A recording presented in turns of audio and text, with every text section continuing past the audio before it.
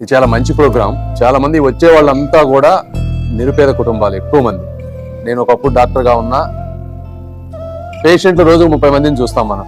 నేను ఒక సంవత్సరం చూసిన తర్వాత అది అలవాటైపోతుంది. ఒకళ్ళు వస్తున్నారు, నెక్స్ట్ వస్తున్నారు. కాకపోతే ఎప్పుడు కూడా వచ్చే వ్యక్తి మనకు ఒక పేషెంట్ అయినా, మీకు ఒక కస్టమర్ అయినా, వాళ్ళ విషయంలో మాత్రం వాళ్ళకు ఒక జీవితం అండి. వాళ్ళు వచ్చే సమస్య వచ్చినప్పుడు 1-2 సార్లు రావటం, పొద్దు నుంచి సాయంత్రం వరకు అక్కడ కూర్చోవటం, ఆఫీసుల ముందు పనులు అవ్వకుండా వెళ్ళటం, ఇవన్నీ అనేది ఎవరికి కూడా మంచిది కాదు. జాబ్ సాటిస్ఫాక్షన్ మీకు కూడా చాలా ఇంపార్టెంట్. జాబ్ సాటిస్ఫాక్షన్ వాళ్ళకి జీవితమే మారిపోతుంది.